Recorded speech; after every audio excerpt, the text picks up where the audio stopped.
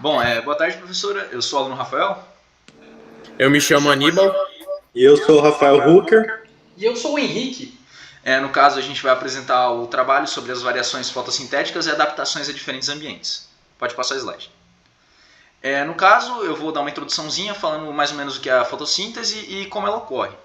No caso, a fotossíntese é um processo no qual plantas, algas e algumas bactérias convertem energia luminosa em energia química, armazenando algumas moléculas que ocorrem em duas principais etapas. No caso, a etapa fotoquímica e a etapa bioquímica. A etapa fotoquímica ela é extremamente dependente da luz. No caso, ela acaba captando a luz solar através dos pigmentos chamados clorofilas, que estão presentes nos tilacoides, que estão dentro dos cloroplastos, promovendo a fotólise de água, gerando assim ATP e NADPH. E a fase bioquímica, no caso é o ciclo de Calvin, utiliza ATP e NADPH para fixar CO2 na forma de glicose. Acaba fazendo essa mudança. Existem algumas similaridades. No caso, ambas envolvem cadeia de transporte de elétrons, utilizam gradientes de prótons para sintetizar ATP e são processos fundamentais para o metabolismo energético das plantas. Plantas e humanos, no caso, né? Diferenças principais: a fotossíntese é endergônica, ela requer energia solar, acaba produzindo glicose e O2, ocorre nos cloroplastos e reduz CO2 a compostos orgânicos. E a respiração celular, ela é exergônica, ela acaba liberando energia, consome glicose e O2, ocorre nas mitocôndrias e oxida compostos orgânicos a CO2. Pode passar. Bom, o cloroplasto ele é uma organela presente em células vegetais e de algas, especializado na realização de fotossíntese. Ele tem origem a partir de processos de endobiose, onde uma célula eucarionte ancestral acabou se unindo a uma cianobactéria fotossintética que passou a viver de simbiose e com o tempo acabou se tornando o cloroplasto.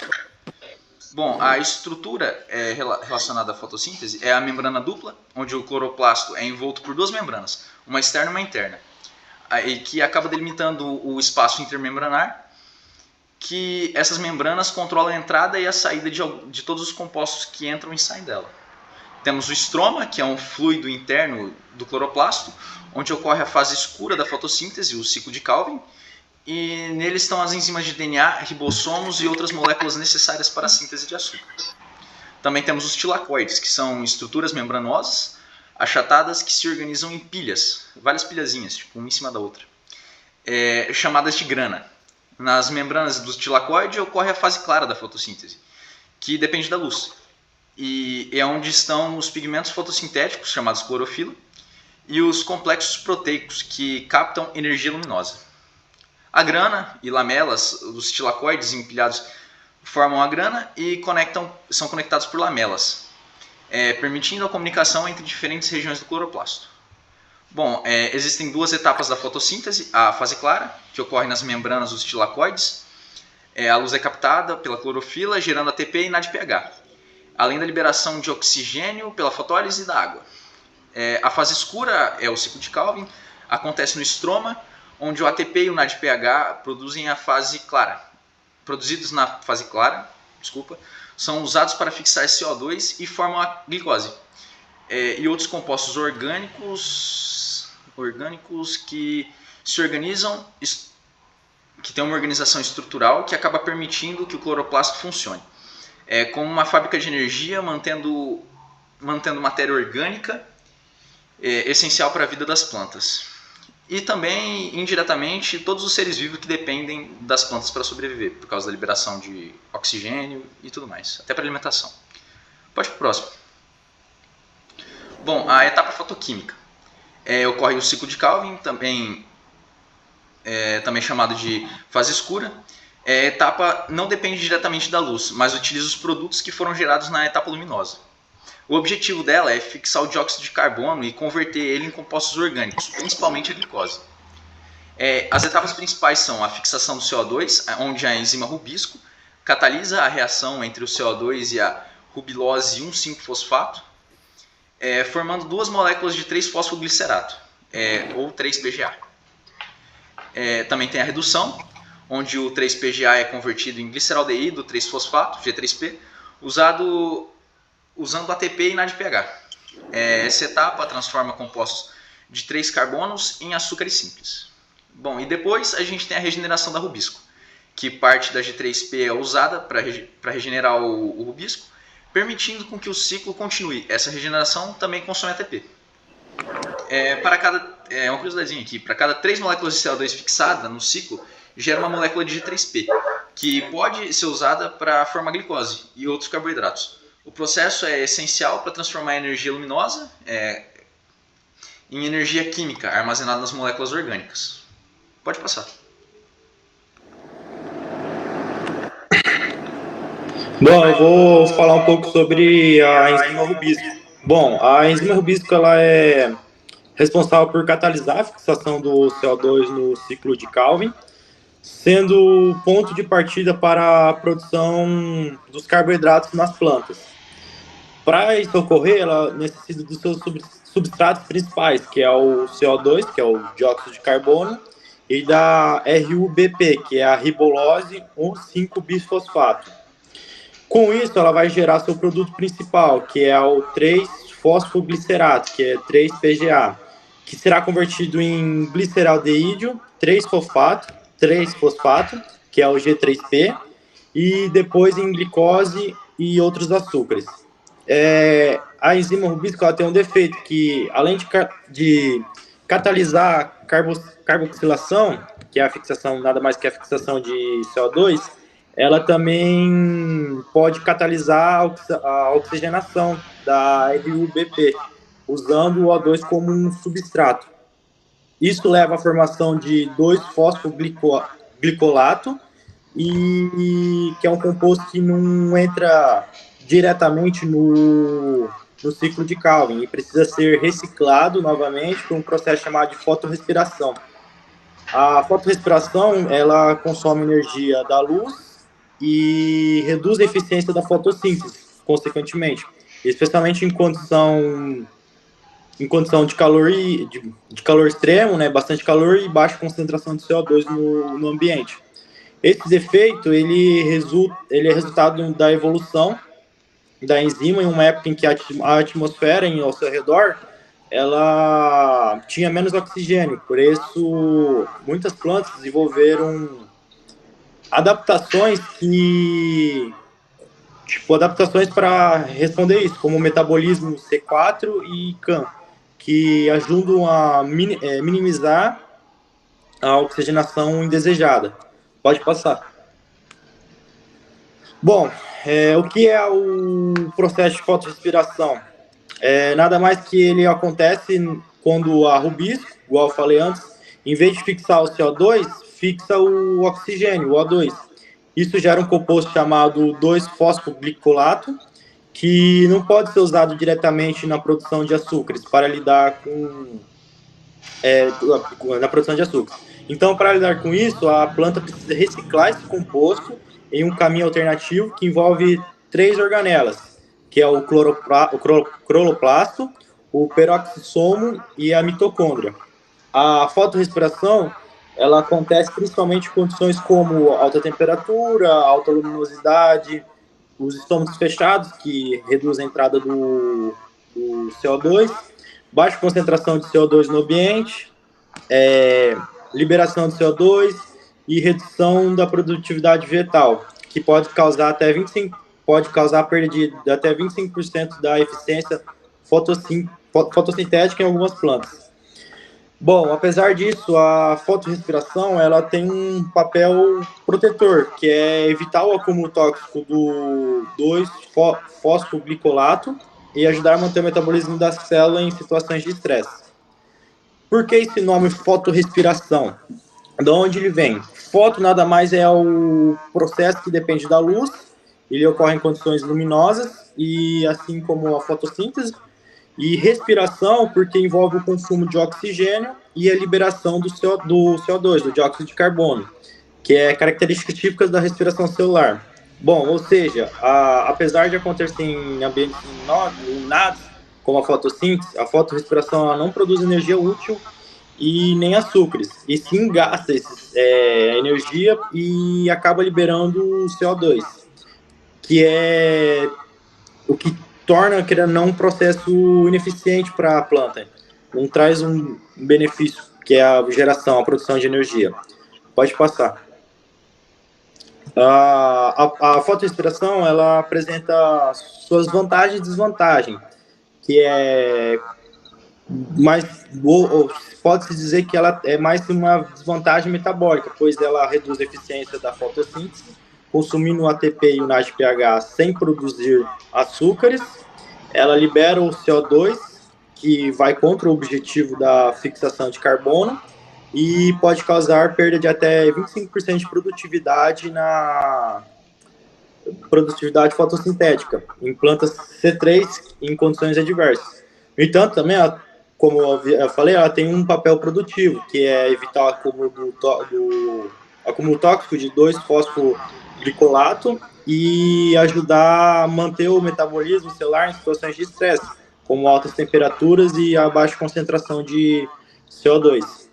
Ou seja, embora seja energeticamente custoso esse processo, a fotorrespiração é uma adaptação evolutiva que permite a sobrevivência da planta em ambientes desafiadores. Bom, tá. Acho que é só, né? No entanto, é isso aí mesmo, a desvantagem e desvantagem. Aí pode passar o tempo. Boa tarde. Eu vou falar um pouquinho sobre as plantas C3. São plantas que realizam diretamente o ciclo de Calvin. O que é isso? O primeiro produto da fixação é o CO2. No caso da fixação do CO2 é o 3-fosfoglicerato, ou 3-PGA, que é um composto de 3 carbonos. A enzima principal que atua nesse processo é a enzima rubisco. E enquanto tem a presença de CO2, ela vai carboxilando o CO2, e quando tem presença de muito O2, ela leva a fotorrespiração, que já foi explicado pelo meu colega. E esse processo ocorre principalmente nas células do mesófilo, sem ter algum lugar especial dentro dessas células. Ela tem, como dito anteriormente, tem vantagens e desvantagens sempre. As principais vantagens são que esse processo vai ter menor custo energético comparado às próximas plantas, que são do tipo C4 e CAN, e ela também tem bastante eficiência em ambientes frescos, úmidos e com muita disponibilidade de CO2.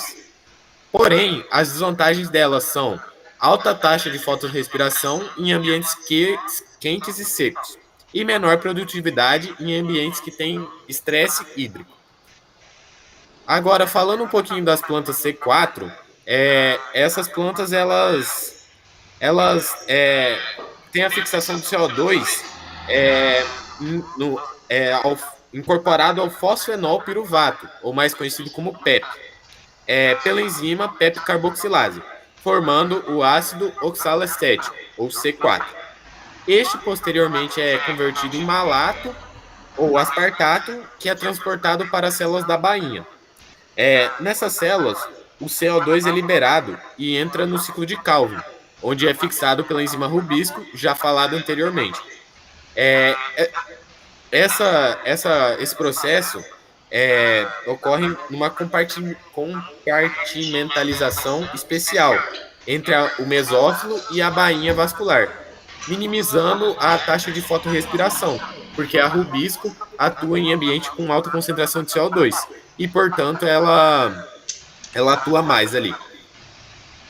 Aí, como sempre, tem vantagens e desvantagens. As vantagens são alta eficiência fotossintéticas em ambientes quentes e com muita luminosidade e redução significativa da fotorrespiração. Ou seja, a planta vai gastar menos energia fazendo fotorrespiração e vai realizar mais fotossíntese. E, no caso, o CO2 é concentrado nas células da bainha, melhor aproveitando a água, e os estômatos podem permanecer fechados por mais tempo. A desvantagem é o maior custo energético, porque tem transporte e regeneração de compostos como C4, de compostos C4, consumindo mais ATP. E outra desvantagem é menor adaptação em ambientes frescos e úmidos, onde a respiração é menos problemática. Bom, o que são plantas CAN? O metabolismo CAN ele acontece em plantas adaptadas a ambientes áridos e secos, como desertos e solos com baixa disponibilidade hídrica. E esse metabolismo ele é dividido em duas partes, que é durante o dia e durante a noite.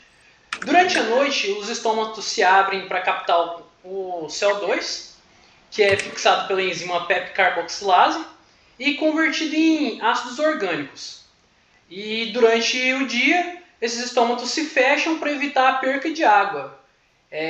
O malato é descarboxilizado, liberando CO2 internamente, que é usado no ciclo de Calvin-Benson.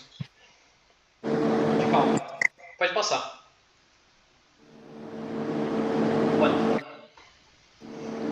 Bom, algumas vantagens. A alta eficiência no uso da água, pois os estômatos se abrem durante o dia, né? Se fecham durante o dia, então não há perca. Então, a redução drástica de fotorrespiração, já que o CO2 é convertido internamente, e permite a sobrevivência dessas plantas nessas condições. As desvantagens são a baixa taxa de crescimento, já que o metabolismo CAN é lento comparado quando plantas C3 e C4, o alto custo energético para armazenar e metabolizar esses ácidos orgânicos e a menor eficiência de fotossintética. Pode passar. Bom, aqui a gente tem um comparativo entre as plantas, que a gente vai ter as características aí, plantas C3, C4 e CAN. A enzima inicial é a rubisco em C3, PEP carboxilase em C4 e PEP carboxilase também em CAN. O produto inicial é trifosfoglicerato, oxalacetato e oxalacetato em CAN e C4. O local de ocorrência é no mesófilo em planta C3, em planta C4 e CAN é no mesófilo da bainha vascular. Só que aí a diferença é que em plantas CAN tem a separação temporal. Aí a separação em etapas em planta C3 não há, C4 é espacial entre as células e a CAN é temporal. O consumo energético em C3 é baixo, C4 alto, por causa da ATP extra para transporte, e em CAN também alto por causa do armazenamento e liberação. A fotorrespiração em planta C3 é alta, em C4 baixa, e em CAN muito baixa, por causa do armazenamento do CO2. O ambiente ideal em C3, climas frescos e úmidos, em C4, climas quentes e ensolarados, e CAN em climas áridos e secos. Em exemplos agrícolas seriam de planta C3, trigo e arroz e soja, C4, milho, cana de açúcar e sorgo, e CAN, abacaxi, agave e orquídeas. Pode passar. Bom, as mudanças climáticas. Então, a gente tem alguns fatores que afetam, que seria a fotossíntese, que seria a temperatura, a concentração de CO2 e a disponibilidade hídrica. A temperatura ela afeta por conta que acelera as reações bioquímicas. A concentração de CO2 em níveis mais altos na atmosfera favorece a carboxilização da rubisco em planta C3. Disponibilidade hídrica, secas longas afetam. E a radiação solar altera na cobertura de nuvens e poluição atmosférica. Nas plantas C3, como o acúmulo de CO2 na atmosfera da rubisco tende a realizar mais carboxilização. Isso pode aumentar a produtividade delas. Em planta C4, apesar do CO2 elevado, o aumento da temperatura e da seca pode levar ao fechamento dos estômatos. Então, vai reduzir drasticamente a fotorrespiração.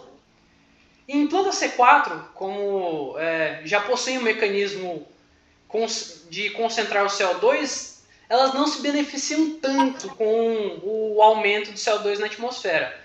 Em climas extremos, ela pode manter a produtividade, mas não terão ganhos significativos. Plantas CAN são adaptadas a ambientes áridos, podem manter a sobrevivência, mas têm crescimento lento e baixo e baixa produtividade, o que limita muito o seu uso agrícola em larga escala. Pode passar. Bom, a conclusão é que assim, as mudanças climáticas elas exigem muito da adaptação dos cultivos. Um exemplo, o milho e a cana-de-açúcar, elas têm como fonte de estratégia o Mato Grosso por conta do ambiente mais adaptado. Em cultivos de C3, como o soja e o arroz, podem beneficiar o elevado CO2, porém é necessária irrigação para um eficiente melhoramento genético. E plantas CAN, elas podem ser bem adaptadas a sistemas agroflorestais, que